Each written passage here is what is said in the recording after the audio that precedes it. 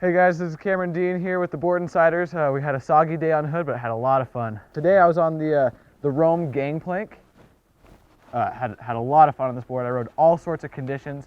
In the morning, I got to ride a lot of powder, went to a lot of side country, hiked out, hit some steep stuff in the powder, nice white fluffy snow.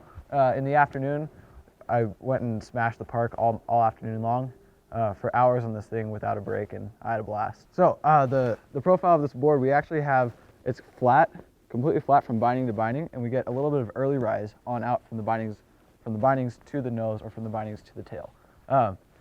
What was awesome about the board, and a little bit strange at first, honestly, I didn't notice it in the morning when I was riding the powder, is that from the bindings on out, even though it's early rise, it's pretty stiff. And I didn't notice it in the powder because I wasn't really having to press, wasn't really having to butter, didn't need a soft tail. But as soon as I got in the park, it almost felt like a camber board because they were so stiff from the bindings on out. It had a lot of pop to it, so it was super fun. The board's 155 centimeters long, and it rode just as it's advertised. It felt just like a 155. I typically ride some smaller boards, but I had no problem getting on this thing.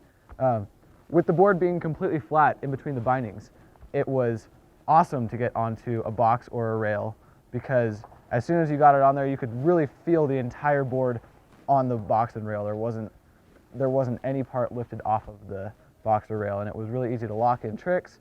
The edges on it were perfect. I never had any issues spinning on or off of a box or rail. I had perfect edge set going on and off the jumps, landing them.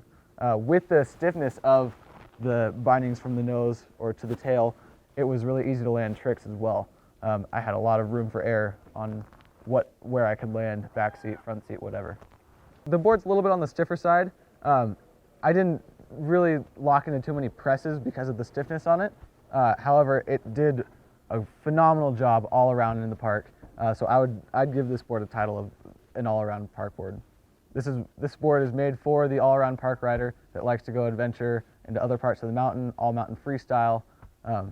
Really fun. I gave this board a shred credit of a 96 just because it handled so well throughout the entire park, all areas of freestyle, all mountain freestyle, and really I had a fun time on it even in the big mountain. For the latest snowboard reviews, check out boardinsiders.com.